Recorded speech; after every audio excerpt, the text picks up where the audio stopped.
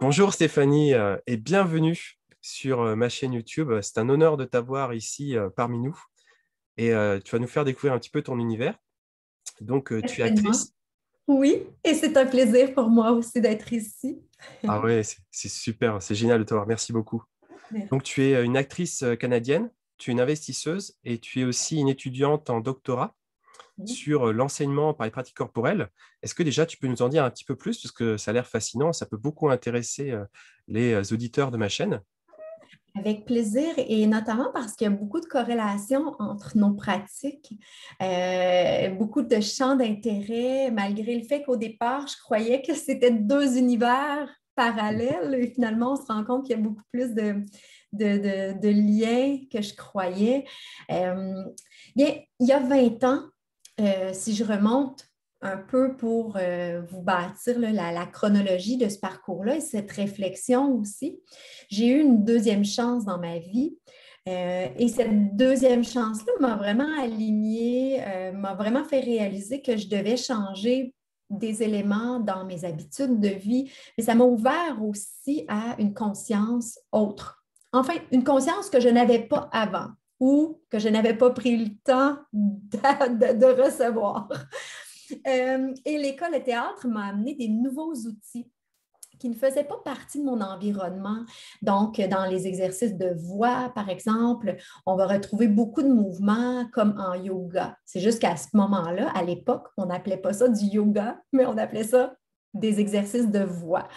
Mais ça m'a amené un bien-être, ça m'a vraiment fait découvrir et de plus en plus en profondeur des couches finalement de mon être. Je me suis aussi intéressée davantage à la croissance personnelle, à cheminer, etc. Et à travers la pratique, donc mes études, les emplois, les contrats en tant que travailleur autonome, bien, j'ai découvert que c'est un style de vie que de choisir ces moments qu'on se réserve tous les jours. Et j'ai aussi réalisé que c'est ce que j'aimais dans l'idée d'être travailleur autonome. C'était de me permettre d'aller à la rencontre de moi et que ça, c'était non négociable dans mon parcours, c'était non négociable dans mon quotidien. Puis quand je regarde, et là, il y a probablement plusieurs personnes qui te suivent sur ta chaîne qui vont se reconnaître. Donc, ça peut aller très vite. On peut être vite absorbé par le flot de la vie. Euh, et et ça me décentrait, ce rythme-là. Ça m'amenait à l'extérieur de moi très, très vite, très rapidement. Et j'ai vite compris que je devais trouver une solution pour pouvoir me permettre d'adopter le style de vie rêvé pour moi. C'est-à-dire de pouvoir vraiment être à l'écoute, pouvoir mettre de l'avant ces pratiques-là dans ma vie de tous les jours et que ça fait partie de mon travail. Et comme je l'enseigne aussi en coaching privé, que je travaille avec un entrepreneur, que je travaille avec un enfant qui souhaite faire une lecture avec plus technique, un entrepreneur qui a à faire des entrevues ou des rencontres avec ses employés pour pratiquer, par exemple, sa posture, accueillir plus de pauses dans sa parole, dans son discours. Peu importe les gens avec qui je travaille, souvent je leur dis, c'est une habitude au quotidien qui va améliorer la performance. Parce qu'on ne peut pas exiger de nous de respirer quand là, c'est important de respirer, alors qu'on ne le fait pas dans la vie de tous les jours. Donc, c'est toujours cette cohérence-là entre nos choix quotidiens finalement. C'est ce à quoi je m'intéresse pour pousser la recherche là, avec mon doctorat. Oh, c'est fascinant. Il y a beaucoup de liens entre ce que tu fais et ce que je fais. C'est vraiment fascinant. Génial. C'est Bravo. fascinant, exact. Et c'est un monde, hein, parce que là, quand on ouvre une boîte, là, il y a d'autres boîtes, on continue d'ouvrir des boîtes, puis là, finalement, on se rend compte que c'est des univers parallèles, qu'il y a déjà des avancées dans le domaine et qu'il n'y a pas tant d'avancées sur, par exemple, la transmission du savoir, la transmission des connaissances en lien avec le véhicule corporel. Alors, c'est là où je vais aller trouver ma niche finalement. C'est génial. Et puis en plus, effectivement, on vit dans une société de la connaissance depuis une trentaine d'années et l'enseignement, c'est devenu quelque chose de central, hein. Et Mm. d'ailleurs, des experts comme Dean Graziosi disent que l'entreprise qui va se développer dans les années qui viennent, c'est tout ce qui est self-help. C'est comment on peut auto-education, comment on peut s'éduquer soi-même. Donc, ce que tu fais, c'est vraiment génial et ça va aider des millions de gens. C'est incroyable. Merci beaucoup. Ça m'interpelle ce que tu dis aussi par rapport à l'éducation parce que c'est ce que j'enseigne beaucoup également. En parallèle à mes études en tant qu'entrepreneur, j'encourage beaucoup les gens à, à s'éduquer, vraiment à prendre l'éducation en continu. Finalement, moi, c'est quelque chose, un mode de vie que j'ai adopté depuis 20 ans déjà, mais c'est aussi quelque chose que j'encourage les gens à faire parce qu'on voit des belles avancées. On voit souvent que ces gens-là vont se tirer vers le haut. Bien sûr. Ils vont travailler différentes parties de leur cerveau, ça va les amener à se challenger, à se poser des questions, etc. Et c'est ce qui nous fait avancer Bien aussi. sûr. Je ne sais pas si tu connais ces chiffres-là, mais c'est le patron de Google qui disait qu'en fait, tous les 2 minutes, on crée autant d'informations maintenant qu'on en crée entre l'an 0 et l'an 1300. C'est-à-dire qu'il y a une création d'informations incroyable sur Internet. Et effectivement, les gens qui ne s'éduquent pas au quotidien, eh ben, ils se déconnectent de ces flux de connaissances-là. Et du coup, eh ben, ils perdent en productivité, ils perdent en connaissances et ils perdent effectivement en employabilité. Donc, c'est très important. J'insiste Wow. beaucoup sur ce power hour, cette heure-là qu'il faut se donner pour soi-même. 20 minutes de formation, 20 minutes de lecture, 20 minutes d'exercice physique ou de méditation. Tu as dû Wow. entendre parler de ce truc-là, hein. Ce power Oui, hour, c'est super important. absolument, absolument. Puis il y a le Savers aussi, Spiritual Time, donc le temps spirituel, les affirmations, Yes. les visualisations, donc de vivre son moment, de le ressentir dans son corps, dans ses... Bah, du coup, d'où te vient cette passion pour l'enseignement? Oui. Euh, j'ai entendu un jour en conférence la meilleure façon d'intégrer une connaissance, c'est de la recevoir et de la partager immédiatement ou le plus rapidement possible. Donc, on reçoit, on offre, être au service.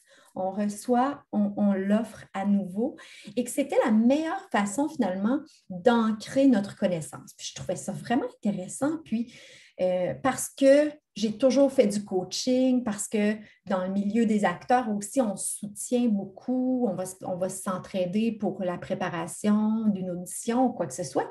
Et j'ai voulu mettre ça de l'avant davantage parce que à ce moment-là, il faut se rappeler, je suis étudiante à la maîtrise et j'ai la portion emploi alimentaire qu'on appelle. Et qu'est-ce que j'entends par là? Ça n'a rien de diminutif, au contraire. C'est juste que je suis comme l'imposteur dans un cercle de travail où il y a des professionnels dans ce cercle de travail-là parce que pour moi, c'est un temps partiel pour m'aider finalement à subvenir à mes besoins. Bien sûr.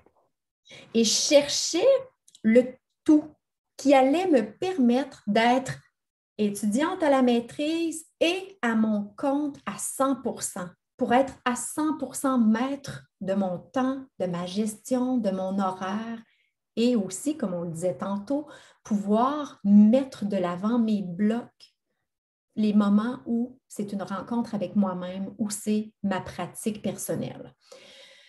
Et c'est là où le monde de l'entrepreneuriat est venu vraiment me séduire et où aussi j'ai choisi de dire, bien, j'enseigne déjà, je partage déjà mes connaissances en coaching privé.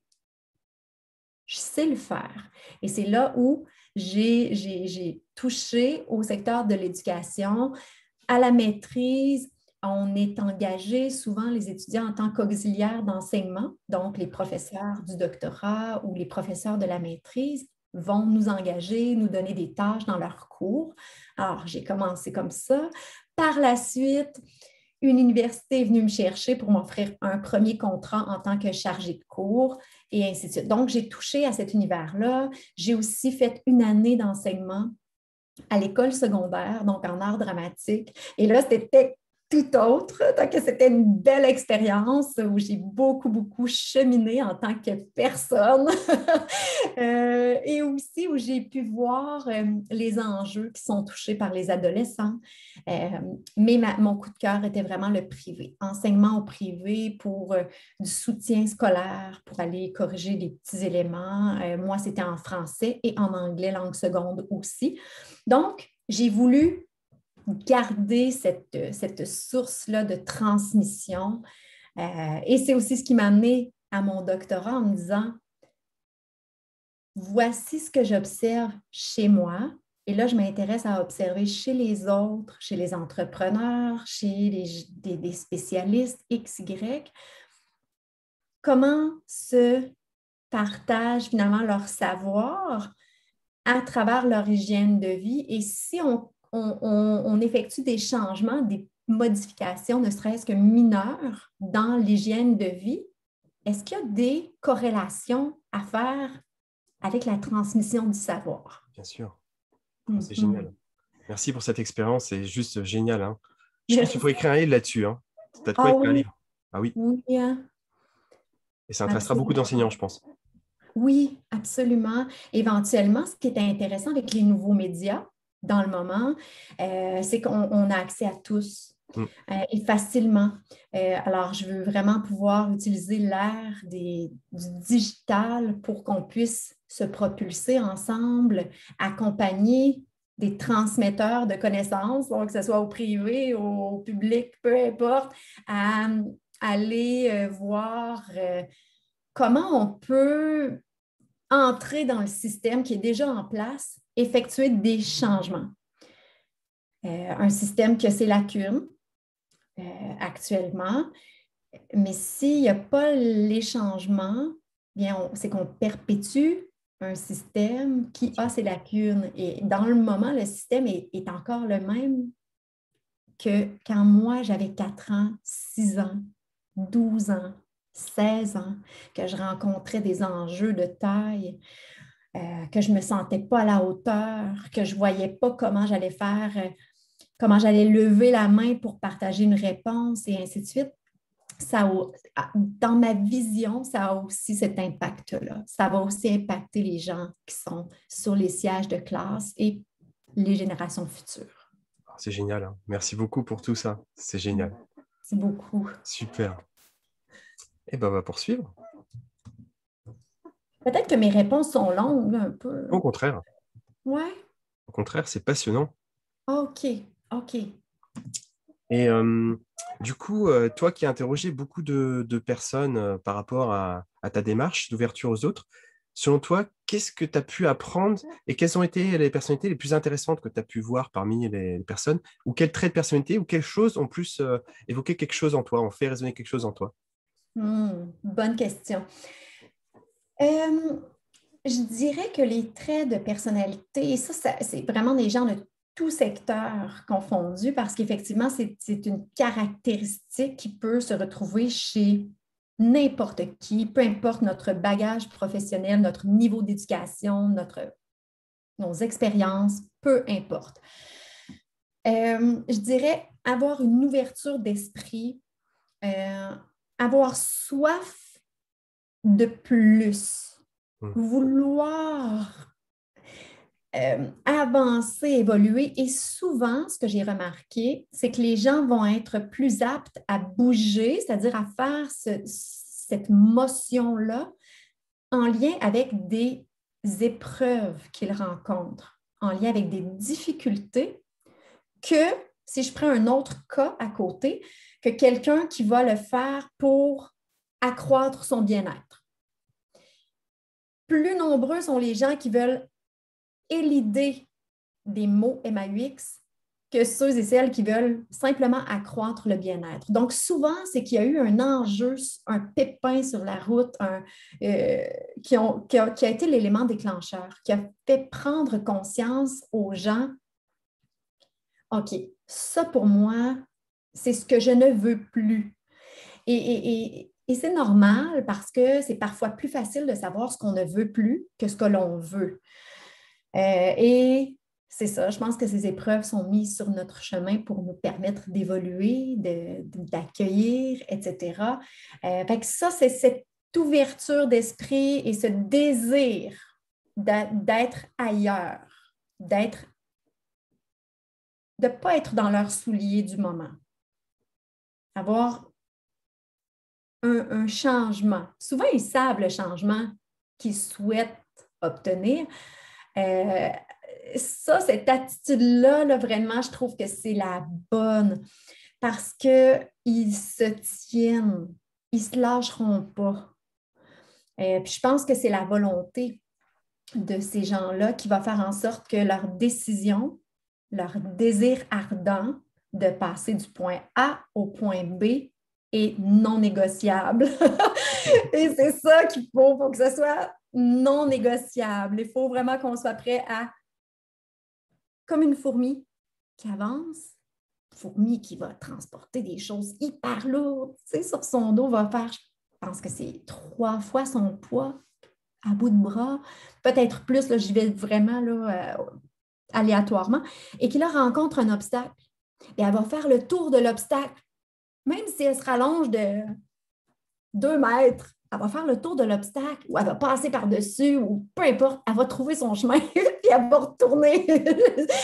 Donc, c'est ça un peu, cette attitude-là de la fourmi qui a son objectif en tête, c'est pas de ne pas se laisser influencer par ce qu'on rencontre sur notre route, non, mais face à notre objectif, pour éluder réellement cette douleur-là, pour adopter la transformation, c'est nécessaire de prendre une décision ferme. D'accord, bravo. Merci. Fait que je dirais que ça se résume par ces 3 attitudes-là, 3 traits de personnalité ou encore euh, un état où la personne a vécu un élément X et choisi une transformation. Ouais, souvent, l'être humain a besoin effectivement d'épreuves pour avancer. Comme dit le philosophe Rumi, hein, c'est par la souffrance qu'entre la lumière. Donc, on a besoin d'épreuves pour s'obliger à avancer. Félicitations. Très bien. Eh ben, super. Et ben, du coup, est-ce que on a fait le tour des questions que j'avais prévues de mon côté? Est-ce qu'il y a un petit dernier mot que tu souhaiterais donner aux auditeurs, un message que tu préfères passer, ou voilà, des choses que tu voudrais dire? Simplement de continuer vers la meilleure version de soi, c'est-à-dire en allant justement dans de plus en plus d'écoute de ce qui résonne en nous, de ce que l'on aime en nous, et aussi de ce que l'on peut avoir comme style de vie.